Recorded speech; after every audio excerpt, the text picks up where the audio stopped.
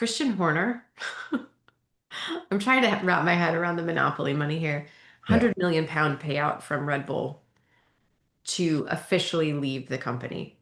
Obviously, he's not been team principal for the latter half of the season, but he was still within the company fold.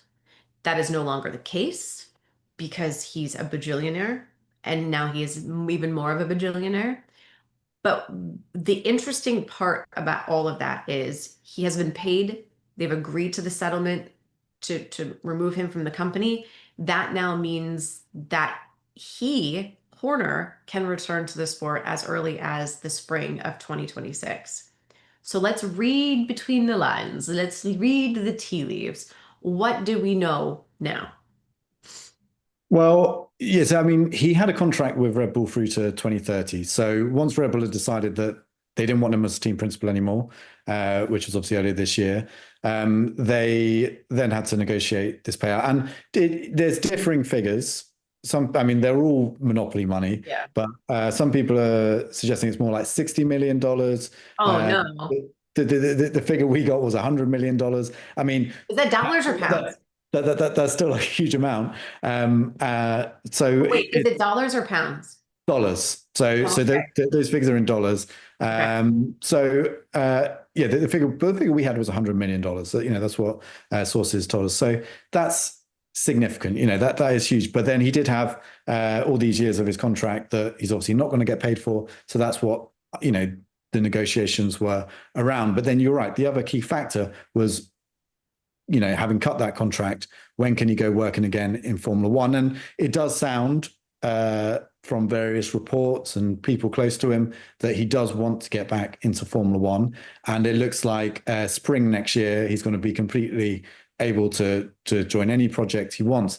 But I think with Horner, he'll want to go in on the next step up. So I don't think he's happy just going back in as a team principal. Maybe if it was someone like Ferrari, he'd do it. But of course, Ferrari had just signed a new contract with Fred Vasseur. So I think he'd have to go in as a shareholder and as part of a wider project. That's what Toto Wolff is at Mercedes, for example. Toto owns 33.3% of the Mercedes Formula One team.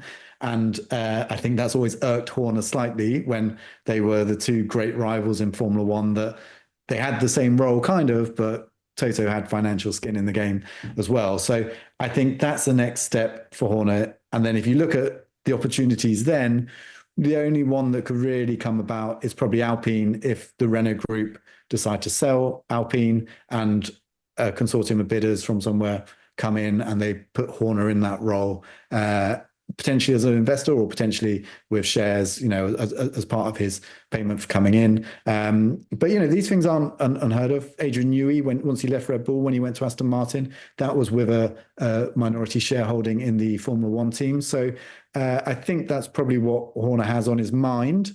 What about Cadillac? It's a Cadillac have basically come out and said that's not happening. Okay. So I would be very surprised.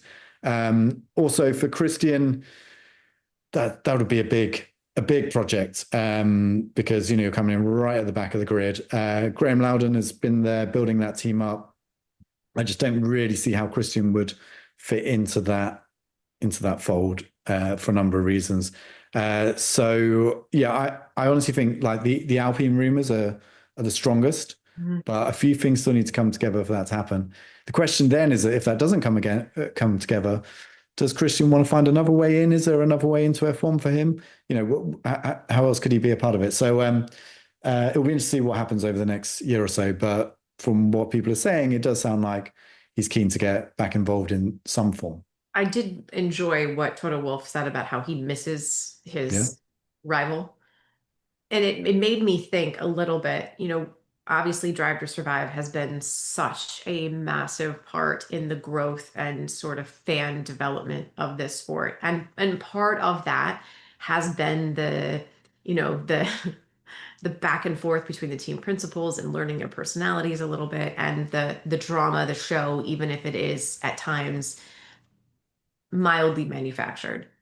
The idea kind of popped into my mind of, we don't have Gunther Steiner anymore in that world. Um, and it's the team principal group is it's kind of not it's kind of I don't want to say it's boring, but it's not as entertaining as it once was. Is And, there and still a need for him? Is there like a legit need? Like, is Formula One better if Christian Horner is in the mix? well, I think it is better when you have those big characters running the teams, but there's been a real trend towards engineers stepping Mhm. up into these team principal roles. And not to say all engineers are boring, but they do look at problems in a different way, and they're not as adversarial in the way they go about doing their business. So just guys like Laurent Mekies, he's not going to go out and kind of like put quotes in the media just to try and upset Toto, just to try and get something back around from Toto. And so now we're kind of we have a situation where it's a lot of engineers heading up teams. You still got Zach Brown at McLaren, who's not afraid to speak his mind, Yeah, and he's kind of long making may that money. continue.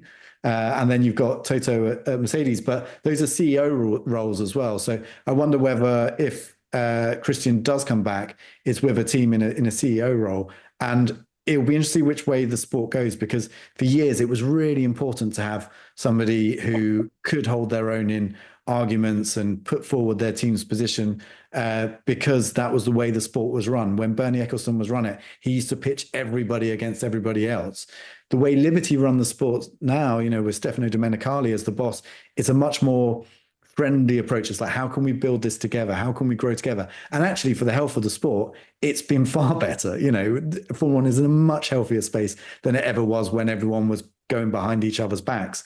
But it does take away some of the entertainment value. But I think it also does take away the need to have someone like Christian, if you're looking at it from a team perspective, to have someone like Christian fighting your corner, if so much of it is agreed upon and everyone's in it together. But from a journalist point of view, and from a storytelling point of view, and from a Yes. survive point of view, I could Yes. not agree with you more. Like Please guys like believe Christian that. are essential, and I think that is important for the health of the sport going forward as well. You want to turn on your TV and you want to hear opinions when people speak out. You want to hear team bosses get angry when things happen on track.